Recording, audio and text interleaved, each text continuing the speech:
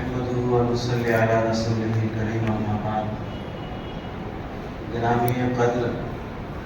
صدر عالی مقام صاحبان فضل و کمال، حضرات علماء اعظام، دانشوران و مفکران امت، اساتذہ کرام، طلبہ اعظام، کارکنان و فدایان تحفظ شریعت ٹرسٹ، شرکائے جلسہ و سامعین، السلام علیکم ورحمۃ اللہ وبرکاتہ. کتاب و سنت کی تعلیمات کے فروغ، اسلام کے آئینی قوانین کی حفاظت، سلف صالحین و مسالک حقہ کے عادلانہ دفاع، فرق ضالہ کا سنجیدہ تعاقب، علمی و تحقیقی مواد ترتیب دینے اور اس کے اشاعت کے مقاصد پر مشتمل تحفظ شریعت ٹرسٹ کے زیر اہتمام منعقد ہونے والے اس عظیم الشان اجلاس عام میں تشریف لانے والے اصحاب فضل و کمال، علماء کرام، وسیع الفکر، وسیع العلم، مفکرین و مشاہرین و بعطائے حق تعالی، اللہ نے جسے تعمق علم و آگاہی رکھنے والے اصحاب علم و قلم، مختلف شعبجات سے منسلک حضرات،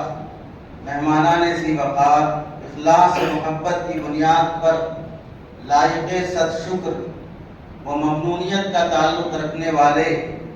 اہل علم و کرم و منتسبین حضرات کی تشریف آوری، جملہ اراکین تحفظ شریعت ٹرسٹ اور بالخصوص ادارہ دارالعلوم رشیدیہ مسجد قطب شاہی انتہائی ممنونیت اور شکر گزاری کا باعث ہے. آپ سب کرم فرما حضرات نے سفر کی صعوبت برداشت کرنے کے علاوہ اپنی بے حد قیمتی ترین مصروفیات و مشغولیات سے وقت نکال کر تحفظ شریعت ٹرسٹ کی دعوت پر میزبانی سے سرفراز فرمایا، جس کے لیے جملہ خدام ادارہ، تمام معاونین و منتظمین کی جانب سے آپ حضرات کو بصمیم قلب اور دل کی گہرائیوں سے خوش آمدید کہتا ہوں اور پرخلوص طریقے سے استقبال کرتے ہوئے آپ سب معزز حضرات کا تہ دل سے مشکور ہوں کہ آپ نے ہماری دعوت قبول فرمائی اور اس اجلاس کو رونق بخشی، ہماری حوصلہ افزائی فرمائی اور آپ کی آمد پر شرف قبولیت کے لیے دست بدعا ہوں. بطور خاص اس اجلاس کے منتظمین کا جو تحفظ شریعت ٹرسٹ کا سرمایہ ہے، خراج تحسین پیش کرتے ہوئے مشکور ہوں کہ جو اپنے اہل علم و دانش سے ہم سب کو فائدہ اٹھانے کا موقع فراہم کیا، اور میں تحفظ شریعت ٹرسٹ کے عزت افزائی کا شکر گزار اس معنی کر بھی ہوں کہ ادارے نے اس اہم اجلاس کے خطبہ استقبالیہ و افتتاحیہ کے لیے مجھ کم علم کا انتخاب فرمایا. بقول حضرت علی میاں ندوی رحمۃ اللہ علیہ، ایک حقیقت پسند انسان کے لیے جو اپنی حقیقت سے ناآشنا اور کسی فریب نفس میں مبتلا نہیں ہے، ان مواقع کی قدر و قیمت صرف اتنی ہے کہ ان کے ذریعے سے اس کو اپنے دل کی بات کہنے کا ایک ایسی فضا میں موقع ملتا ہے کہ جس میں اس کی بات صبر و سکون سے اور اکثر اوقات ذوق و اشتیاق سے سنی جاتی ہے. مجھے امید کرنی چاہیے کہ پیشکش ادارے کی طرف سے کوئی رسمی اعزاز نہیں ہے بلکہ ایک اعتماد کا اظہار ہے. ہر چیز کی ابتدا بڑی نازک اور اہم ہوتی ہے، اس کا اثر اس کے پورے سلسلے پر پڑتا ہے. خدا مجھے اس اعتماد و ذمہ داری کا اہل ثابت فرمائے اور دعا گو ہوں کہ اللہ تعالیٰ اس ادارے کی کاوشوں کو قبول فرمائے. حضرات محترم، یہ اجلاس ترتیب کے لحاظ سے تحفظ شریعت ٹرسٹ کی جانب سے تیسرا دعوتی، تبلیغی، اصلاحی و انقلابی جدوجہد کا تسلسل ہے، جس کا انعقاد ادارہ دارالعلوم رشیدیہ مسجد قطب شاہی میں عمل میں آیا. اس کا مرکزی عنوان بے دینی پیراگبی کے اسباب اور ان کا سدباب، اور آج کا دن انتہائی خوشی اور مسرت کا اور اہل علم و دانش اپنے اکابر کی روایات کے امین بن کر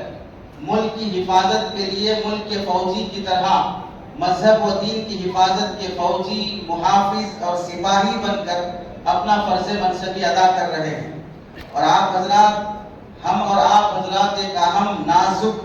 ملت اسلامیہ ہندیہ کے علم و دین سے تعلق اور ملی تشخص کے دوام و بقا یا خدا نخواستہ زوال و فنا کے ایک فیصلہ کن مرحلے پر جمع ہوئے ہیں۔ اس نازک مرحلے اور اس وقی و بیش قیمت اجلاس کے موقع پر جو بار بار اور جلد میسر نہیں ہوتا، کچھ حقائق اور اکابر کی تحریرات کی روشنی میں کچھ معروضات پیش کرنا چاہتا ہوں۔ براہ کرم اس جلسے کو عام جلسوں کی طرح بالکل نہ سمجھیں اور امید کرتا ہوں کہ آپ توجہ اور سنجیدگی کے ساتھ سماعت فرمائیں گے اور غور کریں گے کہ حقائق کی سنگینی اور زمانے کی تیز رفتاری، باطل کی الغار ایسی ہے کہ اندیشہ ہوتا ہے کہ فارسی کے قدیم شاعر کا بیان کیا ہوا تجربہ حقیقت حال نہ بن جائے۔ شاعر نے کہا کہ رفتم کے خار اسپا کشم محمل نہا شد از نظر، ایک لکھ از غافل بودم و صد سال راہم دور شد۔ میں نے رک کے اپنے پاؤں سے کانٹا نکالنا چاہا اور اتنی دیر میں محمل نظر سے پوشیدہ ہو گیا، یعنی کانٹا نکالنے کے وقفے میں قافلہ اور کارواں نگاہوں سے اوجھل ہو گیا، ایک لمحے کے لیے غافل ہو گیا اور 100 سال کے لیے راستے سے بھٹک گیا۔ یعنی زندگی کی دوڑ میں کبھی کبھار ایک لحظے کی غفلت انسان کو بہت پیچھے ڈال دیتی ہے۔ معزز سامعین اکرام، آج انسانیت مسائل و آلام کی جس گرداب میں پھنسی ہوئی ہے، تہذیبیں جس طرح دم توڑ رہی ہیں، لامذہبیت اور تہذیبی اقدار سے خالی اور عاری معاشرے جس تیزی سے پھیل رہے ہیں، وہ ناقابل بیان ہیں۔ اس وقت ملت اسلامیہ کو باطل طاقتوں نے اپنے مکر سے مادیت کے نرغے میں لینے کی انتھک ناپاک کوشش میں ہے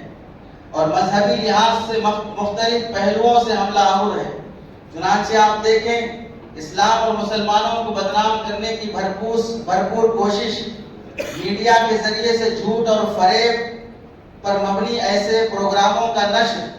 جو اسلام کے بارے میں غلط فہمیاں پیدا کرتے اور اپنے آپ کو سیکولر کہنے کے باوجود اقلیتوں بالخصوص مسلمانوں کو ملک مخالف بنا کر پیش کرنا، میڈیا کے علاوہ تعلیم کے راستے سے اسلام اور مسلمانوں کو مطعون کرنے کی مسلسل کوششیں، نصاب تعلیم سے مسلمانوں کے پورے عہد کو نکال دیا جانا، ملک کی تاریخ کو مس کر دینا، بڑی بے شرمی سے کہہ دینا کہ ہندوستان 1947 میں 200 سال سے نہیں بلکہ 2000 سال کی غلامی سے آزاد ہوا۔ نصاب تعلیم میں مسلمانوں کو ڈاکو اور قاتل کی حیثیت سے پیش کیا جانا اور اس طرح کی بہت سی سازشیں اور منصوبے جو مسلمانوں کو کمزور اور بے وزن کر دے یا احساس کمتری میں مبتلا کر دے اپنائے جا رہے ہیں۔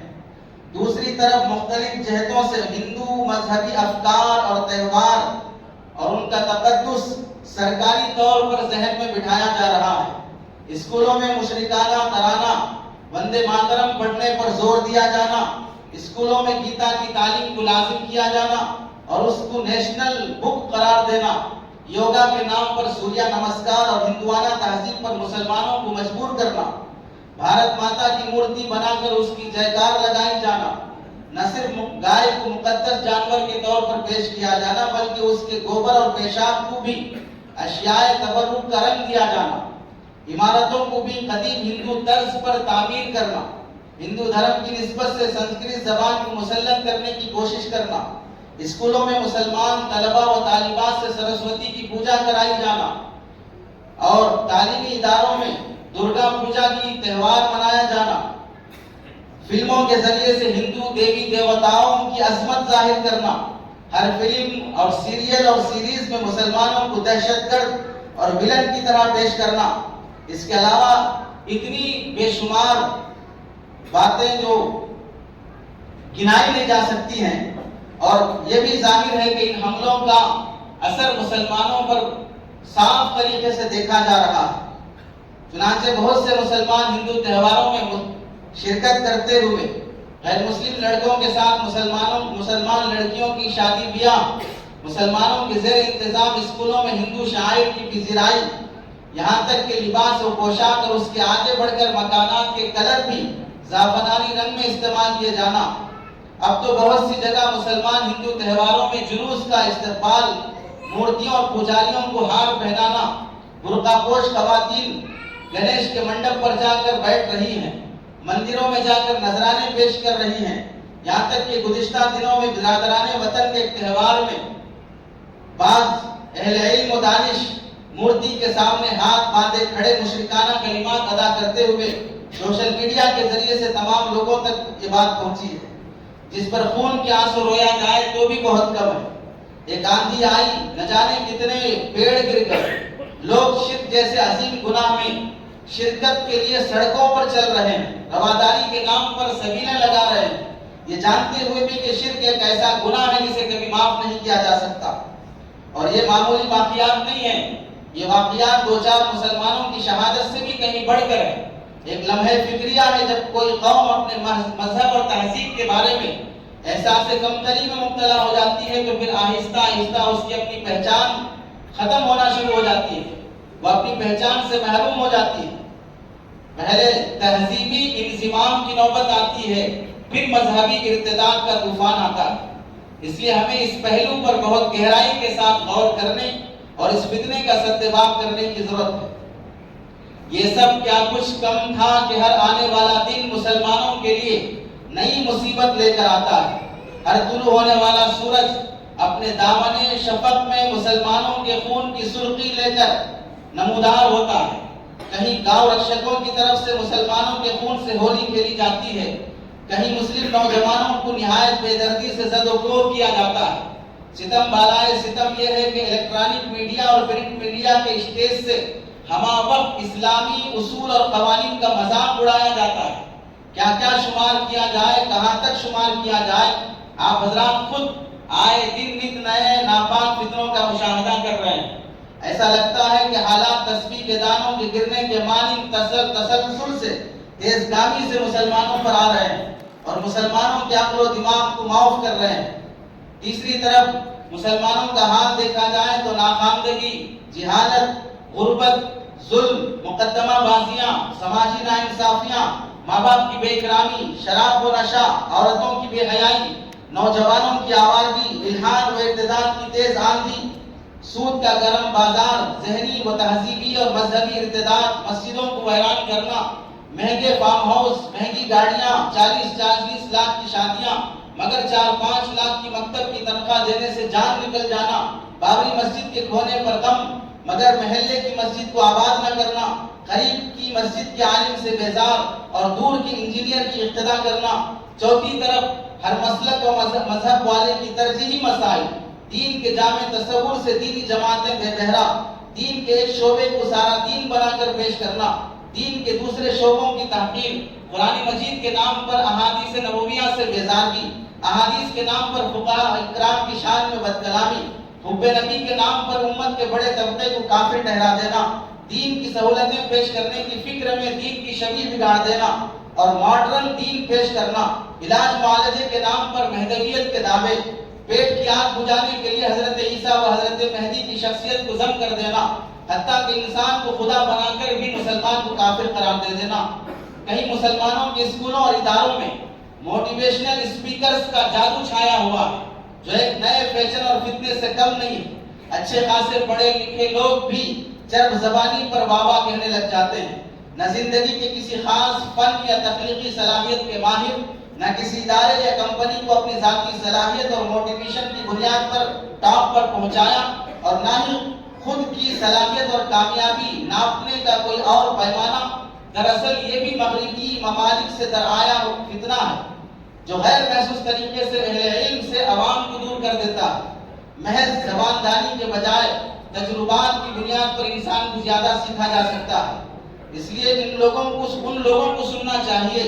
जिनका अपना जाती तजुर्बा, मेहनत और लगन दूसरों को मुतासिर कर सके। हजरात, आज हमारे माशरे का बहुत बड़ा हिस्सा نوجوانوں پر مشتمل ہے اور ہمارا مستقبل انہی نوجوانوں سے وابستہ ہے اور آنے والا کل انہی نوجوانوں کو قوم کی رہنمائی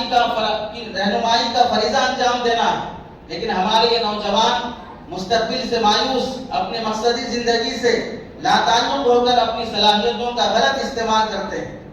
سچی بات تو یہ ہے، جس ماحول اور جن حالات میں اللہ تعالیٰ نے ہمارے لیے ہمارے لیے انتخاب فرمایا، وہ اپنے علم و حکمت اور اپنے ارادے و اختیار کی بنیاد پر انتخاب فرمایا ہے.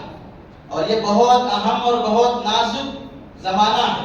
حقیقت یہ ہے کہ یہ ماحول، یہ حالات، یہ سرزمین اور یہ زمانہ جو ہم اور آپ کو ملا ہے، جن مسائل سے ہم اور آپ کا واسطہ ہے، جن خطرات، جن اندیشوں اور جن چیلنجوں کا ہمیں سامنا کرنا ہے، اور اس زمانے کے جن مخفی لیکن بے رحم اشاروں کو سمجھنا ہے، وہ کسی بڑے مجدد، کسی صاحب عظمت، صاحب حکمت اور مؤدب من اللہ کی تعلیم ہے. اور اس میں ذرا مبالغہ نہیں کہ یہ دور حضرت مجدد الفسانی رحمت اللہ علیہ کے شایان شان تھا. حکیم الاسلام حضرت شاہ ولی اللہ رحمت اللہ علیہ کی مجتہدانہ قابلیت اور مجددانہ عظمت کے شایان شان تھا. لیکن یہ دور اللہ تعالیٰ نے ہمارے لیے منتخب کیا ہے. لیکن ایک اچھے طالب علم کو اگر امتحان میں کوئی مشکل پرچہ ملے تو اگر اس نے محنت کی ہے اور اس میں صلاحیت ہے اور اس نے اپنی حیثیت اور صلاحیت کے مطابق تیاری بھی کی ہے اور اس کی شان یہ ہے کہ اس پر شکوہ نہ کرے، تو اس کی شان یہ ہے کہ اس پر شکوہ نہ کرے بلکہ شکر ادا کرے. اور اس پرچے کے اللہ تعالیٰ نے اس کو اور استاذ نے اس کو اس پرچے اور امتحان کے قابل سمجھا ہے. اور ویسے اللہ تعالیٰ کو کوئی مشورہ نہیں دے سکتا. واللہ غالب علی امری، اس کے فیصلے میں قدرت کا، حکمت کا اور رحمت کا ظہور ہوتا ہے. اور حضرت صلی اللہ علیہ وسلم نے صحابہ اکرام سے فرمایا، آخر زمانہ ایسا ہوگا کہ تم جو کر رہے ہو اس کا عشر عشیر بھی اگر کوئی انجام دے گا تو نجات ہو جائے گی. واقعہ یہ ہے کہ اگر ہم اس عہد سعادت میں اور اس زمانے میں کوئی عمل کرتے تو اس عمل کی اس زمانے میں کوئی بڑی اہمیت اور نمایاں حیثیت نہ ہوتی. قیمتیں اپنے حالات اور اپنے ماحول کے لحاظ سے گھٹتی اور بڑھتی ہیں. بے موسم کا پھل بڑی قیمت میں بکتا ہے، لیکن موسم کا پھل کوڑیوں کے مول میں بکتا ہے. آپ کو معلوم ہے کہ جب کسی بڑے حملے کے موقع پر دفاع کرنے والے قدم اکھڑ رہے ہوں اور جب سارے شکست کے آثار ہوں، اس وقت کوئی کمزور سپاہی، کوئی سن رسیدہ، کوئی بیمار مسلمان قدم جمائے کھڑا رہے تو اس کو جو اجر ملے گا غلبے اور فتح کے وقت بڑے سے بڑے مشہور شہسوار کو بھی نہیں ملے گا. تو کیا عجب ہے کہ اللہ تعالیٰ نے ہماری کمزوری، ہماری بے بذاتی کے باوجود ہم کو ایسے پرآشوب دور کے لیے منتخب فرمایا. یہ اس کی رحمت کا کرشمہ ہے. اس نے ہمیں ایک ایسا زمانہ دیا کہ اس میں تھوڑا کرنا بھی بہت شمار ہوگا. اور جب بھی زمانے میں اسلام کے خلاف جب کبھی کسی فتنے نے سر اٹھایا تو اس کی سرکوبی بغیر کسی لیتا ولعلہ کے، بغیر کسی شک و شبے کے علماء اسلام نے اپنا دینی اور اخلاقی فریضہ سمجھ کر اس خلوص و للہیت کے ساتھ نبھایا کہ آج دنیا اسلام میں یہی ان کا قرۂ امتیاز بن کر رہ گیا. چنانچہ آپ دیکھ لیں، روافظ ہوں یا شیعہ ہوں، نصرانیت ہو یا عیسائیت ہو، بہائیت ہو یا قادیانیت ہو، شکیلیت ہو یا فیاضیت ہو، گوہر شاہی کا فتنہ ہو یا مرزائیت ہو، یا دور حاضر کے جدت و جدیدیت کے نام سے جنم لینے والے دیگر فتنے ہوں، کسی بھی فتنے کے مقابلے میں علماء حق نے کبھی سمجھوتے سے کام نہیں لیا. آپ کو معلوم ہے حضرت صدیق اکبر رضی اللہ تعالیٰ عنہ کا وہ جملہ تاریخ اسلام میں سنہرے حروف پر لکھا گیا، سنہرے حروف میں لکھا گیا جو دراصل آپ کی غیرت ایمانی اور حمیت اسلامی کا آئینہ دار ہے. حضرت صدیق اکبر رضی اللہ تعالیٰ عنہ نے فرمایا تھا جو نماز اور زکوٰۃ میں فرق کرے گا اس کے ساتھ بھی جہاد کروں گا. اور فرمایا اَيُنْقَصُ الدِّينُ وَأَنَا حَيٌّ، میرے جیتے جی دین میں کمی ہو جائے یہ کیسے ممکن ہو سکتا ہے. حضرت عثمان، حضرت علی رضی اللہ تعالیٰ عنہ کے دور خلافت میں خوارج کا فتنہ سر اٹھایا تو ان صحابہ نے اس کی سرکوبی فرمائی. عباسی خلافت کے دور میں خلق قرآن کا فتنہ اٹھا تو امام احمد بن حنبل رحمۃ اللہ علیہ نے وہ ثابت قدمی دکھائی اور ایسے کوڑے مارے جاتے خلق قرآن کے مسئلے میں بقول حضرت علی میاں ندوی رحمۃ اللہ علیہ کہ اگر وہ کوڑا کسی ہاتھی پر مارا جاتا تو وہ بھی چیختے ہوئے دوڑ جاتا. وہ حضرت امام احمد بن حنبل رحمۃ اللہ علیہ کو مارے جاتے، لیکن آپ نے کبھی دین میں کوئی مداہنت گوارا نہیں فرمائی. ہندوستان کی سرزمین میں دین و شریعت کی تبدیلی اکبر بادشاہ کے توسط سے دین الہی کے نام پر ہونے لگی تو حضرت مجدد الفسانی رحمۃ اللہ علیہ کو اللہ تعالیٰ نے منتخب فرمایا، اور آپ نے اپنے مکتوبات اور اپنے تجدیدی کارناموں کے ذریعے سے وہ انقلاب برپا کیا کہ دین اسلام میں تحریف و تبدیلی کی ساری اکبری کوششیں اور اس کے اثرات ہمیشہ کے لیے دفن ہو گئے. امام شافعی رحمۃ اللہ علیہ کے فتوے کی وجہ سے عباسی خلیفہ ہارون رشید قریب تھا کہ قتل کر دیتا. امام محمد رحمۃ اللہ علیہ کی سفارش نے ان کی جان بچائی. امام محمد بن حسن رحمۃ اللہ علیہ نے مظلوم کی حمایت میں فتویٰ دیا جس کو بادشاہ قتل کرنا چاہتا تھا. ہارون رشید نے اپنے سامنے پڑی ہوئی دوار اٹھا کر امام محمد رحمۃ اللہ علیہ کے چہرے پر زور سے ماری کہ چہرہ زخمی ہو گیا. حضرت سعید بن المسیب رحمۃ اللہ علیہ کو عبد الملک بن مروان نے سردی کے موسم میں پانی ڈلوا کر پٹواتا اور ایک موقع پر 50 کوڑے لگا کر سر بازار تشہیر کرائی. امام اوزاعی، سفیان ثوری، امام اعمش، کوفی، عبداللہ بن طاووس وغیرہ رحمہ اللہ ہم کتنے علماء و فقہا ہیں، حق گوئی اور بے باکی نے ان کی جان جوکھم میں ڈال دی اور بادشاہوں کے ہاتھ سے قتل ہوتے ہوتے بچ گئے. امام ابن تیمیہ رحمۃ اللہ علیہ کو حق گوئی کی بنا پر قید و بند کی زندگی گزارنی پڑی. بالآخر جیل میں ہی تلاوت کرتے ہوئے وفات ہوئی، مگر باطل کے آگے سر نگو نہیں فرمایا. یہ سارے واقعات بتاتے ہیں کہ جب بھی باطل سر اٹھاتا ہے تو علماء حق اس کی سرکوبی کے لیے جان توڑ محنت کرتے ہیں. اسی کے پیش نظر تحفظ شریعت ٹرسٹ کے تحت میں جو پروگرام منعقد کیا گیا ہے، اس میں ایک بڑی اہم بات یہ ہے، ہم تمام مسلمانوں کو اس بات کا یقین رکھنا چاہیے. اس جلسے کے مقاصد میں سے بات اور اہم اور ضروری ہے کہ ہم سب کو صاف لفظوں میں اپنے دل کی تختی پر یہ بات رقم کر لینا ہے کہ باطل طاقتیں جان و مال، عزت و آبرو پر حملے تو پہلے سے کر رہی تھی، لیکن اب شریعت میں مداخلت کا سلسلہ شروع کر کے ہمیں اسلام سے برگشتہ کرنے کے در پہ ہیں. ایسے قوانین جس سے ہمارا ایمان چھن جائے، تو ایسے موقع پر مسلمانوں کی بہت ذمہ داری آتی ہے. آئلی مسائل و نزاعات میں اکثر مسلمان اسلامی دارالقضاء سے رجوع ہونے کے بجائے عدالتوں کے چکر کاٹتے ہیں. پولیس اسٹیشنوں کا جائزہ لے کر دیکھیں، ہر جگہ برقع پوش خواتین کی بھیڑ نظر آئے گی. اور اس کے علاوہ کام کے مواقع میں سے مسلمانوں میں تحفظ شریعت کا شعور بیدار کرنے، آئلی و ازدواجی مسائل کے شرعی علم سے آراستہ کرنے اور انہیں اپنے ہر معاملے میں شریعت سے رجوع کروانے کے لیے تفہیم شریعت مجالس منعقد کرنا، مسلمان نوجوانوں کی دینی تربیت کے لیے منصوبہ بند نظام العمل بنانا، دعوتی و اصلاحی تحریکوں سے انہیں مربوط کرنا، علماء و ائمہ اکرام سے استفادے کی تلقین کرنا، مسلمانوں میں آئلی و نزاعی معاملات میں اسلامی دارالقضاء سے رجوع ہونے کا شعور بیدار کرنا، فرقہ پرست طاقتوں کی سازشوں سے آگاہ رہنا اور آگاہ کرنا اور اپنی کسی حرکت سے دشمنوں کو شریعت میں مداخلت کا موقع نہ دینا. حضرات علماء اکرام کا مسلم وکلاء، تجار، کالج کے نوجوان وغیرہ کے لیے تربیتی پروگرام کا انعقاد کرنا تاکہ انہیں شریعت کے آئلی و ازدواجی قوانین سے بھرپور واقفیت ہو. طلاق، تعدد ازدواج اور وراثت وغیرہ کے اسلامی قوانین سے متعلق غیر مسلم دانشوروں اور میڈیا سے وابستہ افراد کی بدگمانیوں کا ازالہ کرنا، جس کے لیے جہاں بہت سی تنظیمیں کام کر رہی ہیں، وہیں نمایاں تنظیم تحفظ شریعت ٹرسٹ حیدرآباد بھی سرگرم عمل ہے. مذکورہ مقاصد کے پیش نظر حضرت اقدس مفتی محمد راشد صاحب اعظمی دامت برکاتہم نائب محتمم دارالعلوم دیوبند کی سرپرستی اور حضرت مولانا ابوالقوی صاحب ناظم ادارہ اشرف العلوم کی نگرانی میں 4 سال قبل 1441 ہجری سے عزم مصمم کے ساتھ حسب استاد مختلف جہاز سے مستقل سرگرم ہے. بڑے کام بڑے ظرف والوں سے ہوتے ہیں، چھوٹے کام چھوٹے ظرف والوں سے نہیں ہوتے ہیں. اپنے شعبے کو تحریک بنانا، رسمی کاموں کے ساتھ ترجیحی کاموں میں حصہ لینا، حقوق کے مطالبے کے ساتھ ذمہ داریوں کو ادا کرنا، اپنے چھوٹے سے چھوٹے